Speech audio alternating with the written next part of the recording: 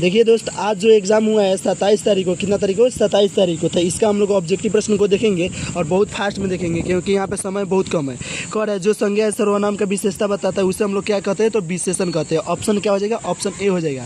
स का संधि दंत हो जाएगा और ह का जो है प्रश्न कर रहा है, ह का संधि जो है उसका उच्चारण स्थान क्या होता है, तो कंठ होता है। आप लोग पूरा सही सही मारिए, ठीक है।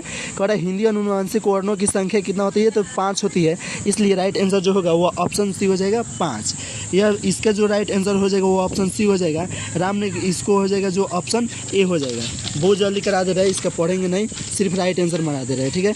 8 का जो राइट आंसर हो जाएगा जो ऑप्शन डी हो जाएगा। 9 का जो राइट आंसर होगा ये गलत हो जाएगा, आसुर हो जाएगा, ऑप्शन बी राइट आंसर हो जाएगा। 10 का देखिए निम्न में से कौन सा निकट है, निम्न वाक्य में से कौन सा शुद्ध है। देखिए है शायद होगा लेकिन हम यह हमारे हैं, लेकिन शायद ऑप्शन ए ही होगा। आप लोग देख लीजिएगा, इसको एक ही हमको डाउट लग रहा है। यह अमावस्या शब्द का विलोम शब्द क्या होगा, तो पूर्णिमा होता है। इस बात को आप याद रखिएगा, इसलिए राइट आंसर जो होगा ऑप्शन बी हो जाएगा। कनक शब्द का अर्थ क्या होता है, तो कनक का जो अर्थ होता है वह सोना होता है। इसलिए राइट आंसर क्या हो जाएगा, 12 का ए हो जाएगा।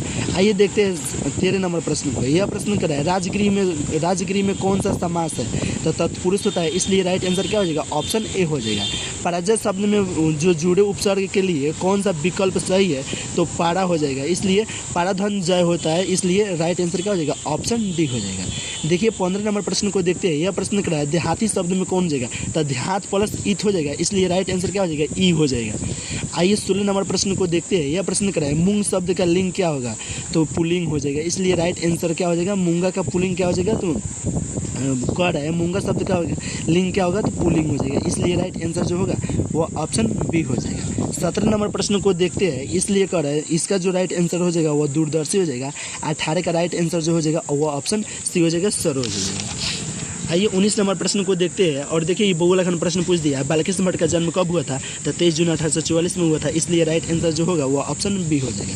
यह प्रश्न कर रहा है बालकृष्ण भट्ट किस युग के निबंधकार थे, तो देखिए प्रसाद युग के नहीं है, भारतेंदु युग के। भारतेंदु युग के थे तो बालकृष्ण भट्ट थे। और चंद्रहास शर्मा जो थे वह द्वितीय युग के थे। इसलिए चंद्रहास शर्मा नहीं होगा, बालकृष्ण भट्ट होगा। 21 नंबर जो प्रश्न है, यह प्रश्न कर रहा है कौन सी रचना जो है वह बालकृष्ण भट्ट की नहीं है, तो नूतन ब्रह्मचारी है, 100 अजान 1 सुजान है और सद्भाव का अभाव है, लेकिन परीक्षा गुरु नहीं है। इसलिए राइट आंसर जो होगा वो ऑप्शन डी हो जाएगा। यह प्रश्न को देखते हैं। यह प्रश्न कर रहा है बालकृष्ण भट्ट ने किसने अंग्रेजी साहित्य के एडिशन और एस्टिल की श्रेणी में रखे थे, तो रामचंद्र शुक्ल ने रखे थे। इसलिए राइट आंसर क्या हो जाएगा, ऑप्शन सी हो जाएगा। देखिए यह प्रश्न 23 नंबर प्रश्न है। यह प्रश्न कर रहा है बालकृष्ण भट्ट के अनुसार मनुष्य की बातचीत का उत्तम तरीका क्या होता है, तो अवाक होकर अपने से बातचीत करना होता है। इसलिए राइट आंसर जो होगा वो ऑप्शन डी हो जाएगा। 24 नंबर प्रश्न को देखते हैं। यह प्रश्न कर रहा है मलिक मोहम्मद जायसी किस परंपरा के कवि है, तो सूफी परंपरा खोया कि इसका राइट आंसर जो होगा वो ऑप्शन सी हो जाएगा।